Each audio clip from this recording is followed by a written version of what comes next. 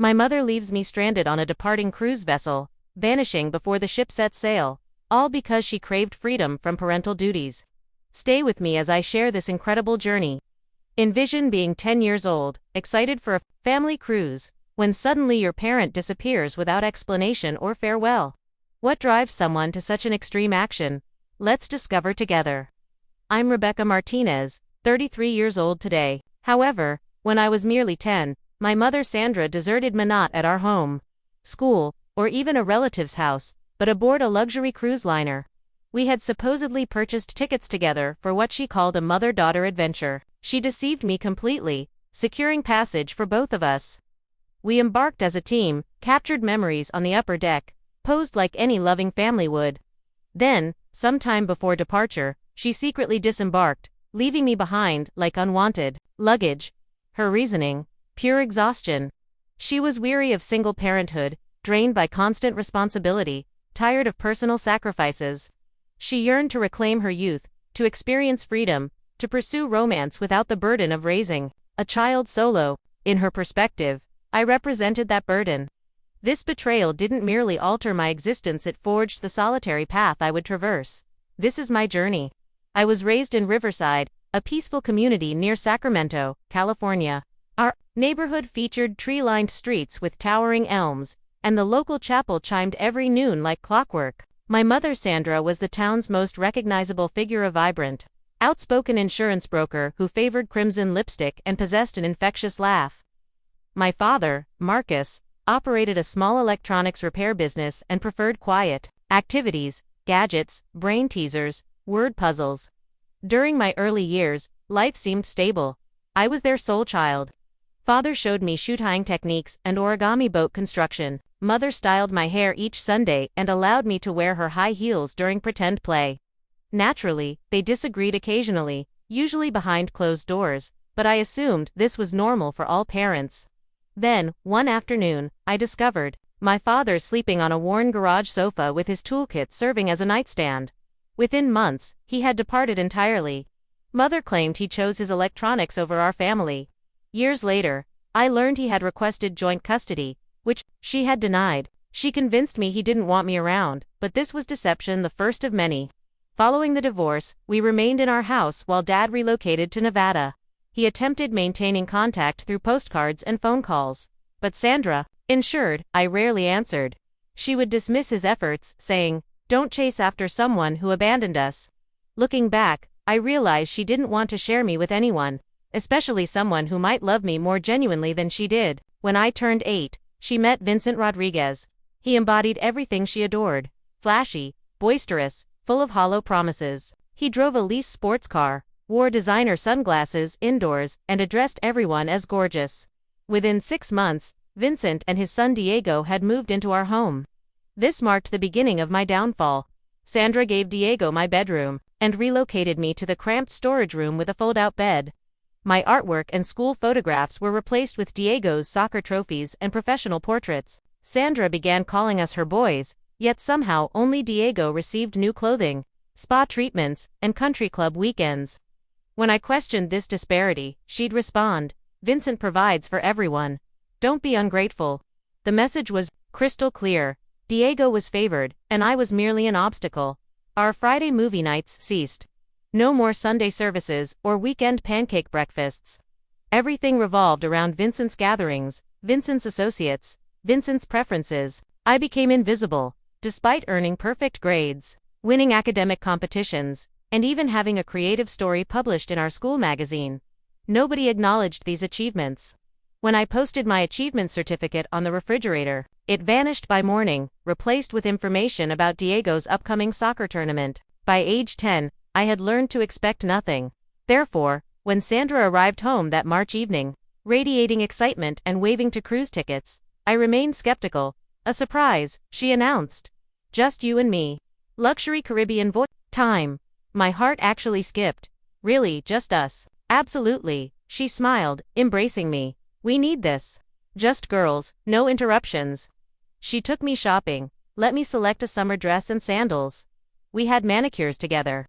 She even straightened my hair that evening, humming melodies from my childhood. Momentarily, I believed she might actually miss me. We boarded the Ocean Paradise from the Miami terminal the following morning. I gripped my stuffed elephant, Peanut, while trying to absorb everything. The grand staircases, the swimming pool, the glass elevators. It felt like entering a fairy tale. Sandra held my hand, purchased tropical drinks with paper umbrellas, and took selfies. Smile wide, sweetie, she said, holding the phone high. Let's create memories. Then she whispered, I need to return to the terminal quickly. There's an issue with my luggage. Stay here on the deck. All right, I'll return shortly. Don't wander off. I sat on a deck chair by the railing, swinging my legs, clutching Peanut. 30 minutes passed, then an hour. The sun descended lower. An announcement echoed over the speakers. Final boarding call for all passengers. I rushed to the ship's crew. My mom went to retrieve her bag. She hasn't returned yet. A crew member frowned and consulted her clipboard. What's your name, sweetie? Rebecca Martinez. She's my mom, Sandra Martinez. The woman hesitated. Oh, according to our passenger manifest, you're traveling as an unaccompanied minor. We have signed authorization from your father, Marcus Martinez. I froze. No, he's not here. He didn't sign anything. They showed me the document. My dad's name scrawled across the signature line, but it wasn't his handwriting. I knew it wasn't. Sandra had forged it, lied, orchestrated this entire scenario, then disappeared. I spent that night curled in my tiny cabin, hugging Peanut, staring at the ceiling. I didn't eat or cry. I simply remained paralyzed, heart racing whenever the ship rocked or someone knocked on doors down the corridor. I had been abandoned. Although I didn't comprehend everything then, some deep part of me understood that nothing would ever be the same again. The next morning, sunlight seemed too harsh, as if it were oblivious to what had occurred. All around me, families enjoyed breakfast, waffles. Children splashed in pools. People laughed and captured photographs. Meanwhile, I wandered the upper deck, numb, hugging Peanut so tightly my fingers ached. I was 10, alone, floating in the ocean's middle, aboard a ship full of strangers. And my mother had abandoned me deliberately. That's when Maria found me, the ship's youth services coordinator. She spotted me sitting on a bench near the observation deck, staring at nothing, an untouched apple juice beside me. She knelt beside me and asked gently, Sweetheart, are you okay? I nodded, but truthfully, I couldn't even make my voice function. Maria didn't pressure me. She sat beside me and waited. After several minutes, she asked if I wanted to go somewhere private. I followed her to a small lounge where she provided a blanket and hot chocolate with whipped cream. That's when the tears came, big, messy ones. Through sobs, I explained everything. How my mother brought me aboard, hugged me, smiled, photographed us, then departed. She said she'd return immediately. I choked. She lied. She just left. Maria's jaw tightened. She did what? I nodded. She claimed she loved me, but she abandoned me here. Maria wrapped her arm around my shoulders. You're safe now, Rebecca. I promise, we'll resolve this together. Do you have any family we can contact? My dad, I whispered, but he lives in Nevada. I'm not sure he'll answer. I haven't spoken to him since Christmas. Maria took me to a quiet room in the staff quarters. It contained a phone, a sofa, and a dolphin mural on the wall. I gave her my father's number. I still remembered it perfectly, and she dialed while I held my breath. He answered on the second ring. Hello, my voice cracked. Daddy. There was a pause. Rebecca. That's when I completely broke down. I cried so hard the phone nearly slipped from my hand. I'm here, baby, he said, his voice steady but urgent. Tell me what happened. Between hiccups and sniffles, I explained everything. The cruise, the smiling selfies, the goodbye that wasn't goodbye, the falsified signature. She left me, Daddy. She left me alone. He didn't speak for a moment. I could hear him breathing hard, trying to remain calm. Then he said, All right, I'm coming to get you. I don't care where you are. Just stay with the lady, okay? Let me speak to her. I passed the phone to Maria, who spoke quickly but calmly. She provided the ship's location, the next port, everything. She assured him I was safe and unharmed, but emotionally shaken. When I got the phone back, Dad's voice was different, determined. I'm flying out now. I contacted the cruise line and my attorney. I'll meet the ship at the next port, San Juan. That's in Puerto Rico. I'll be there in 36 hours, I promise. Those next 2 days were a blur. Maria gave me a small staff cabin near hers and checked on me every few hours. She brought puzzles, snacks, and books. She even provided a sketch pad and colored pencils. We talked at night. She told me about her own childhood, how her father left when she was 8. How she had to care for her younger sister while their grandmother worked multiple jobs. "You're not alone," she told me. "I've been where you are. You did nothing wrong." The ship docked briefly in Jamaica. I stayed in my room. I didn't want to see happy families building sandcastles or purchasing souvenirs. That used to be me, a little girl waiting for her mom to return from the gift shop. Now I knew better. When we finally reached San Juan, I stood at the railing with Maria, clutching Peanut so tightly I thought the seams would burst. My heart pounded as people disembarked. Then I saw him, my dad, standing in the crowd wearing a gray polo shirt, his eyes scanning every face like he was searching for treasure. "Daddy," I yelled, breaking into a run. He dropped his bag and caught me mid-sprint, lifting me like I weighed nothing. He smelled like cologne and sunshine and safety. "I've got you now," he whispered, his arms wrapped tight around me. "You're safe. I promise you'll never be alone again." We flew home to Nevada the next day. No private jet, no limousine, just a regular flight, 2 seats side by side, holding hands the entire way. When we arrived at his house in Henderson, a cozy ranch-style home with roses out front and books stacked everywhere, I exhaled for the first time in days. He tucked me into bed and I slept for 14 hours straight. The next morning, he made blueberry pancakes and said, "There's something I want to show you." He handed me a folder. Inside were birthday cards, school letters, and printed emails. There were even flight confirmations for visits that never happened. "She told me you didn't want me," I whispered. "She lied," he said quietly. "I sent all of this. Every single piece, but she never gave them to you." I looked through the stack for nearly an hour. There were cards with my name and sparkles, pictures of us from when I was little, postcards from everywhere, all addressed to me. My heart ached not just because of what I'd lost, but because of what I never even knew I had. That same week, Dad took me to meet attorney Sarah Mitchell, a family lawyer. She was kind, intelligent, and fierce. She wore glasses and wrote notes so fast her pen squeaked. "Your mother abandoned you on a cruise ship," she said plainly. "That's not just neglect. It's a legal violation.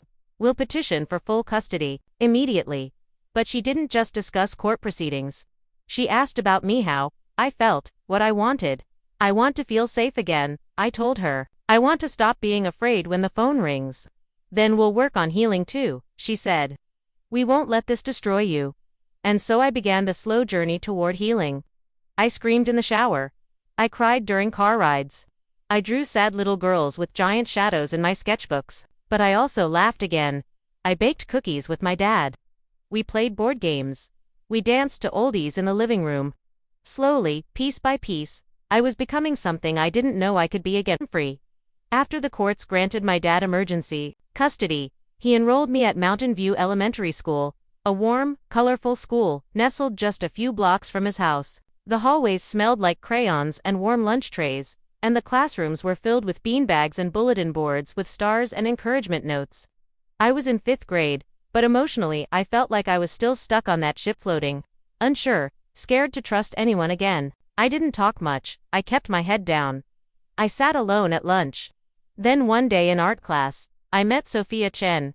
She had pigtails, paint-splattered sneakers, and a giggle that could melt ice. She scooted her chair next to mine and peeked at my drawing, lonely girl holding a stuffed animal under a storm cloud. "Is this your story?" she asked, not unkindly. I shrugged. "It's beautiful," she said. "You want to sit with me at lunch? We have pudding cups." That was it. No questions, no pity, just an invitation. And from that moment, Sophia became my first real friend in Nevada. She didn't ask why I flinched when loud voices echoed down the hallway. She didn't ask why I got quiet when people talked about their mothers. She just shared her pudding cups, her markers, her laugh, and slowly her friends became my friends. Meanwhile, Attorney Mitchell kept working. She helped my dad file paperwork to make the custody permanent. They had everything: the cruise documents, the falsified consent forms, even the voicemail Sandra left on the ship's answering service, before she vanished. At first, Sandra didn't respond. Then the messages came. "Rebecca, stop acting like this is some drama show. You're blowing everything out of proportion. Vincent and I needed a break. I didn't mean for it to last this long. Please don't ruin me over a misunderstanding. I didn't answer. Then she called my dad, insisting I was lying, that he was being manipulated, that I had probably misunderstood everything because I was young and confused. My dad didn't engage. He blocked her number and told Attorney Mitchell. She made her choice when she stepped off that ship. As the weeks turned into months, I started to bloom in ways I didn't expect. My dad converted the spare room into an art studio. He hung a corkboard for my sketches and got me a child-safe camera. Every Saturday, we'd go for walks through the park, along the lake, into little neighborhoods downtown, snapping photos of street art, birds, tree shadows, and strangers who didn't know they were beautiful. He didn't try to erase the past. He just helped me build something new. You don't have to become her, he told me once while we sat on the porch drinking hot chocolate. And you never have to beg anyone to stay. That fall, we flew back to California for the final custody hearing. The courtroom was cold and quiet with beige carpet and rows of wooden benches that smelled like lemon cleaner. Sandra showed up in a sharp navy pantsuit, her hair slicked into a bun, acting like she was at a job interview, but I could see at the nervous tapping of her fingers, the way she kept glancing toward the door. Her lawyer said she was stressed, that she had made a mistake but didn't mean harm. It was a breakdown, he said. Not a deliberate act of abandonment. Attorney Mitchell stood slowly, calm as ever. Your Honor, she said. She didn't forget to pick her daughter up from school. She boarded a ship, took photos, signed forged documents, and then left the country while her child floated into the ocean alone. That is not stress. That is intentional cruelty. Then it was my turn to speak. I sat up straight in the wooden chair, my feet dangling above the floor, Peanut tucked beside me. I thought we were going to have fun, I said. She hugged me, told me it would be a vacation, but then she left. And I didn't even know I wasn't enough until the boat started moving without her. Sandra looked away. She couldn't face me. When the judge banged her gavel and granted full custody to my father, ordering Sandra to pay all legal costs and child support, I didn't feel like cheering. I just felt free. Back in Nevada, life finally felt like mine. I joined the after-school art club. Sophia and I made a photography collage that got displayed in the school lobby. I helped organize a fundraiser for foster children and wrote a poem that made my teacher cry. Then one evening, my dad introduced me to Lisa, a software engineer with bright eyes, a kind smile, and curly hair pulled into a loose bun. She brought me a mini sketchpad and asked me about my favorite drawing. At first, I was cautious. I didn't know what to do with someone who didn't want anything from me. But Lisa didn't try to replace anyone. She just added to what we already had. She showed up to my school play. She remembered my favorite cereal. She didn't flinch when I had nightmares or when I talked about the ship. She didn't run when and my dad got engaged the following spring. She sat me down and asked, Rebecca, I'd like to be part of your family, but only if that's okay with you. I looked at her, looked and nodded. You already are. I turned 11 on a Sunday afternoon, and my dad surprised me with a new camera, real one. Not a toy, not a children's one, a real camera with a strap and everything. Inside the box was a card, and inside the card was a surprise. I had been accepted into a summer art camp at UNLV, a week-long program for young visual storytellers. You earned this, he said. They loved your work. I hugged him so tightly I nearly dropped the camera. Thank you for not leaving, I whispered. I never will, he said. But Sandra wasn't finished yet. She sent a letter, just a plain envelope, with no return address. Rebecca, I saw your pictures. I follow your blog sometimes. You look happy, different. I know you probably hate me. I don't blame you. I was drowning and I blamed you because I didn't know where else to put the weight. I'm sorry, Mom.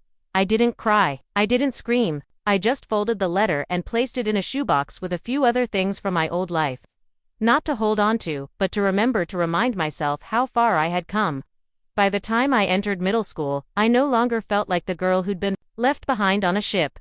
I was still healing, yes, still carrying pieces of what had happened, but I also had roots now. I was co-editor of the school newsletter, won 2 regional art competitions, and had built a small but loyal Instagram following for my photography page at Martinez Captures. I posted pictures with quotes, photos of empty swings, single rain boots, on sidewalks, shadows shaped like hearts, and captions about growing up, loss, and finding your voice. To my surprise, people listened, people commented, people related. But what kept me grounded wasn't the likes or the art shows. It was home.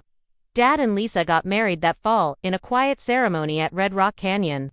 No tuxedos or formal waiters, close friends, simple vows beneath desert cliffs, and me standing by their side with my camera, capturing every moment like it was my own love story. They gave me a seat at the head table.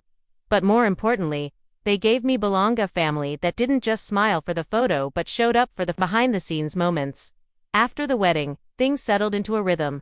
Lisa taught me how to use editing software.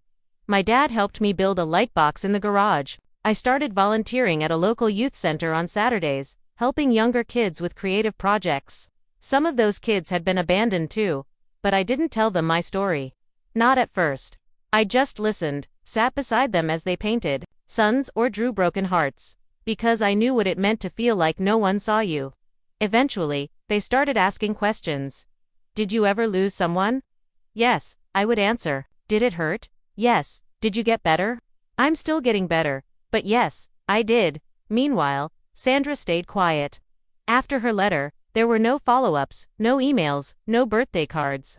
Attorney Mitchell later told us Sandra had moved out of Vincent's place and into a small apartment in Reno. Rumor was he left her. Something about legal embarrassment and bad press from the court case. It didn't surprise me. Sandra always picked men who looked shiny on the outside but had cracks underneath. She gambled on him and lost, but I wasn't her gamble anymore. That winter, my school hosted a photography showcase for the 7th and 8th graders. I submitted a project called Untethered Stops and Deck Chairs Without People.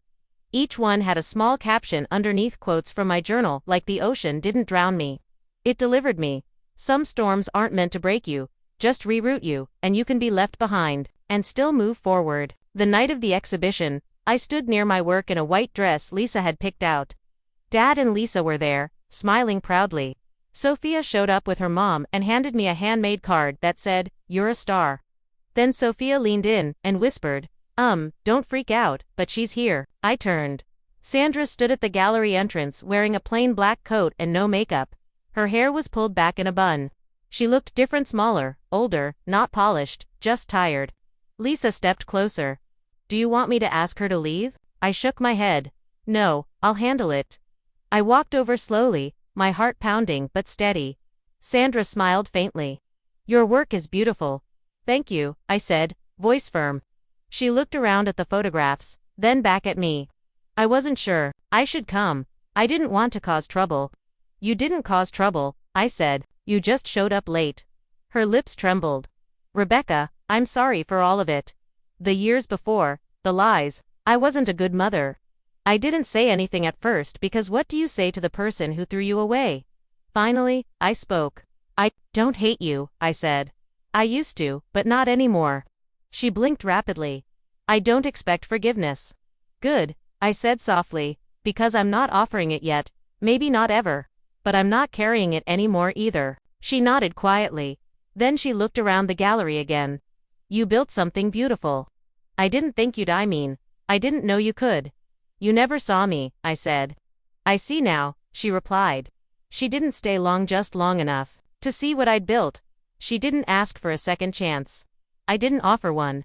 But later that night when I got home, I found a small envelope under our front door. Inside was a photo. Me at age 4, curled up asleep on her lap in the grass. We were both smiling, happy, before everything fell apart. On the back was a note in her handwriting. "I lost that little girl, but I hope it's not too late to know the woman she became." I didn't respond, but I didn't throw it away either. The next spring, I got a letter from the Nevada School of the Arts. I had been accepted into their early youth visual arts program with a full scholarship. Dad cried. Lisa made a celebration banner out of printer paper and glitter glue. Tommy, my little brother from their marriage, danced in the kitchen shouting, "Becca's going to be famous." I didn't know if fame was in my future, but I knew this much. I had been abandoned and I had survived. And the rest of my story was mine to write. By the time I started high school, I wasn't just a survivor of abandonment. I was a storyteller. Nevada School of the Arts opened my world. I was the youngest student in the summer program that year, barely 14. But I kept up. My portfolio made of images captured from alleys, schoolyards, and early morning bus stops stood next to college-level work. My professors didn't treat me like a kid. They treated me like an artist. My first freshman year series, unclaimed spaces, featured empty rooms, suitcases beside stairwells, half-eaten breakfasts at lonely diner booths, motel beds with only one side used. I paired them with short captions. She left, but her silence stayed. There's a ghost in every goodbye. I was not forgotten. I was freed. I shared the series online. It went viral. Not because it was fancy, but because it was honest. I got messages from teenagers in shelters, foster youth advocates, and single dads raising daughters on their own. This feels like my childhood. Your lens told my truth. I didn't know how to say it until I saw your work. I realized something. My pain wasn't just mine. It was a mirror for so many others.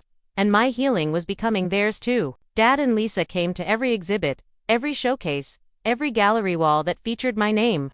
They were there matching t-shirts, homemade signs, loud cheers. Even Tommy, now 7, who ran through the halls, yelling, "That's my sister, the one on the wall." At home, they never treated me like a sob story. They treated me like Rebecca, the girl who loved vanilla milkshakes and documentary films. The girl who still cried sometimes in her sleep. The girl who was whole even with cracks. Sandra wrote again just once, a short email. Subject line, no reply, expected jest, proud of you. The message, I saw your gallery in Las Vegas featured online. I read every word. I'm sorry again, not for attention, but because you deserved so much more. I hope you continue turning pain into beauty. I didn't reply, but I didn't block her either, because not everything needed to end in screaming or silence. Some things just needed distance. After graduation, I opened my own studio in Las Vegas, Martinez Visual and Storia Creative Space for photography and visual advocacy. My first major project was a photo campaign for foster youth, not in sterile offices but in sunlight. I shot their portraits in front of murals, under trees, by playgrounds, because they deserved to be seen in color, not grayscale. Then I was invited to speak at a conference on art as healing. It was a room of social workers, artists, teachers, people who helped the ones who'd been left behind. When I stepped up to the mic, I opened with, at 10, I was abandoned. At 11, I was angry. At 12, I started telling the truth. And by 22, I built something my mother can never board. The room stood still. And then came the applause. Afterward, a young girl walked up to me, maybe 12, in jeans too big for her, and braids coming loose. She was holding a printed photo from my Untethered series, the one of the girl sitting alone on a ship railing. Her voice shook. She left me too last month, said she'd be back. She never came, but my foster family showed me your pictures, and now I feel like maybe I'll be okay. I crouched to her level, held her hand. You're not invisible, I said. You're not hard to love. And this won't be the end of your story.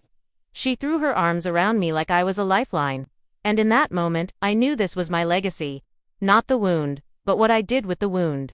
A year later, I married David Chen, a quiet, kind man who painted murals in public schools and smelled like peppermint tea and fresh rain. He didn't flinch when I told him my story. He just listened and said, "You made it. You built your own wings." We got married by the lake, not far from the same waters where I had once been left. But this time, the water didn't scare me. It cradled me. You are loved. You will never have to wonder. On her 3rd birthday, we walked together through a new art exhibit of Mina, retrospective of my earliest work. There, in the center of the room, was the photo that started it all. The girl on the deck, a self-portrait I'd taken years ago. Me at 10, standing at the edge of the ship, hair blowing, clutching peanut, eyes searching. Emma tugged my hand. "Mommy," she asked, pointing at the photo, "is that you?" I nodded. That was me. "Did someone help you get home?" I smiled. "Yes, baby," I said. "I helped myself." Sandra still sends updates now and then, simple ones. A forwarded news article, a message on holidays. I read them. I don't reply.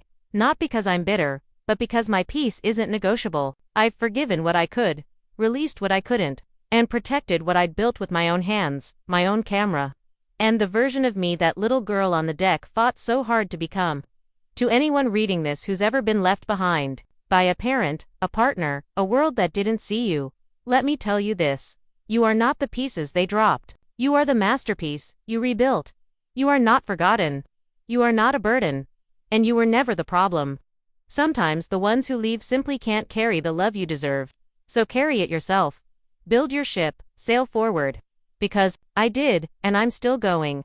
Thank you for listening to my story. If it touched you, please share it with someone who needs to hear it. And if you've ever had to rebuild after someone walked away, know that you're not alone. Your story matters, too.